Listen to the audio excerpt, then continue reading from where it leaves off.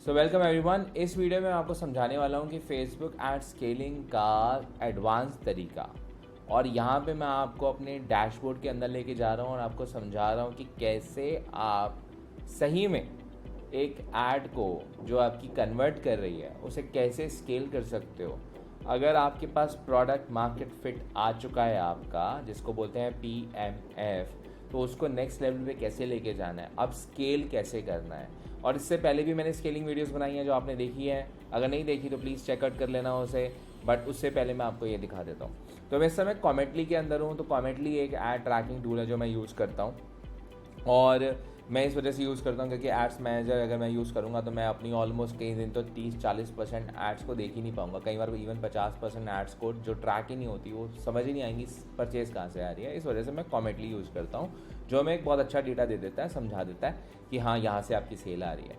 अब आप देख पा रहे हो मेरी एक कैंपेन चल रही है। मैंने इस कैंपेन का नाम दिया है एंड गेम। तो आप इसको स्केलिंग का मेथड भी का नाम दे सकते हो, एंड गेम स्केलिंग। और यहाँ पे मैंने किया क्या था कि मेरा एक प्रोडक्ट था जो बिक रहा था और मैं उसे स्केल कर रहा था। और स्केल पहले मैं नॉर्मल तरीके से कर रहा था, जो मैंने आपको पहले पुराने मेथड सिखाए हैं उसके अंदर आप देख सकते हो कि मैं कैसे स्केल कर रहा हूँ, या मैं CBO के थ्रू स्केल कर रहा हूँ मोस्टली, और CBO में किस तरीके से स्केल कर रहा हूँ। लेकिन एक कंस्ट्रेंट आ रहा था मेरे पास बार बार कि मैं एक लेवल के बाद उसे स्केल नहीं कर पा रहा था, या मैं जब भी उस लेवल से आगे जाता था तो मेरी पूरी कैंपेन जो थी वो फट जाती थी, मतलब ब्रेक हो जाती थी। तो मैं अपने एक फ्रेंड से मिला जो कि बहुत ही अच्छा ई कॉम के अंदर बहुत ही अच्छा परफॉर्म कर रहा है, या बहुत टाइम से ई कॉम कर रहा है। और उसने मुझे बोला कि भाई मेरे लिए ना ABO बहुत अच्छा काम कर रहे हैं, ट्राई इट आउट। मैंने बोला ओके यार। और बोलता है मैं ABO ना बड़े बजट्स पे चलाता हूँ, और उसकी मैंने दो चीज़ों को बड़े ही ध्यान से सुना। पहला, उसने बोला कि अपनी कैंपेन्स को कंसोलिडेट करो, मल्टीपल कैंपेन्स मत चलाओ, कोशिश करो कि एक ही कैंपेन के अंदर सब कुछ डालो, विच इज़ न्यू बिकॉज मैं मल्टीपल कैंपेन चलाता हूँ, और मल्टीपल कैंपेन चला के भी हमने डिसेंट प्रॉफिट हम बना चुके हैं, और मैंने आपको पुरानी वीडियोज़ में दिखाया भी है। बट उसने मुझे बोला कि भाई बड़े लेवल पे कैंपेन, एक कैंपेन चलाओ जिसमें ज़्यादा पैसा खर्चा हो, सो दैट एक ही कैंपेन के अंदर सारी की सारी ऑप्टिमाइजेशन हो और एक ही कैंपेन ही फले फूले और आगे बढ़े। तो मैंने उसकी बात सुनी और मैंने एक नई कैंपेन लॉन्च करी जिसका नाम मैंने रखा एंड गेम कैंपेन। और उसको मैंने एक प्रोडक्ट को जो मेरा चल रहा था, मैंने उस प्रोडक्ट को उसके अंदर डाला, और आप देख पा रहे होगे कि उसके अंदर मेरा एक एड सेट है जिसका नाम ब्रॉड है। ब्रॉड का मतलब यहाँ पे है कि मैं यहाँ पे कोई टारगेटिंग नहीं कर रहा हूँ, मेरे पास पूरा का पूरा ओपन टारगेटिंग है, मतलब डिटेल टारगेटिंग में मैंने कोई भी टारगेटिंग सिलेक्ट नहीं करी, सिर्फ कंट्री सिलेक्टेड है, और मेरी कंट्री है US। और मैंने US के अंदर, और इवन मेरी जो मैंने एज जो डेमोग्राफिक है वो भी मैंने ओपन छोड़ रखी है, जो बाय डिफ़ॉल्ट आपको फेसबुक के अंदर आता है। और मैंने वहाँ पे पहले 3 एड सेट्स लॉन्च करे थे, $1000 ईच। तो $1000 के मैंने 3 एड सेट्स लॉन्च करे। और मेरा प्रोटोकॉल सिंपल था, मेरी टेस्टिंग का प्रोटोकॉल जैसा पहले था वो ही अभी भी है, कि मैंने पहले उन तीनों को थोड़ा पैसा खर्च करने दिया। तो मेरे 3 एड सेट्स चल रहे हैं $1000 ईच के ऊपर, और $1000 ईच के अंदर हर एक एड सेट के अंदर वही ऐड है जो मेरी पहले परफॉर्म कर रही थी, जो मैं एक लेवल से ऊपर नहीं लेके जा पा रहा था।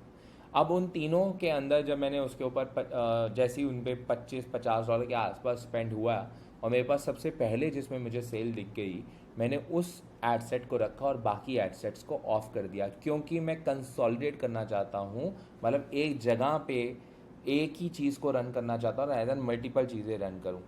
और मैं टेस्ट कर रहा था बिकॉज मैं पुरानी स्ट्रैटेजी तो अपनी यूज़ कर ही रहा हूँ जो स्केलिंग की है, बट मैं ये भी टेस्ट करना चाह रहा था। और Facebook ads is all about testing. You test a lot of things, few things will work, few won't. ये स्ट्रैटेजी काम करेगी, पुरानी भी काम करेगी, शायद दोनों में ही काम ना करें, कुछ नया चीज़ काम करे। You have to keep on testing, okay.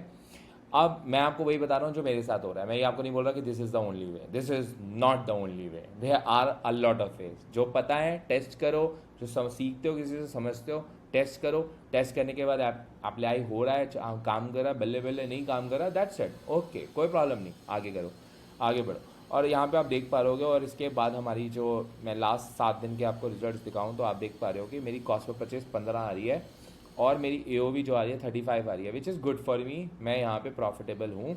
अगर मैं टुडे का डेटा देखता हूँ, टुडे मेरी कॉस्ट ऑफ परचेज बहुत हाई जा रही है अभी, बिकॉज दिन शुरू हुआ है, लेकिन कल मेरी $14 की थी, और उससे पहले अगर मैं थर्सडे का डेटा दिखाऊं तो चेक दिस आउट 11.90।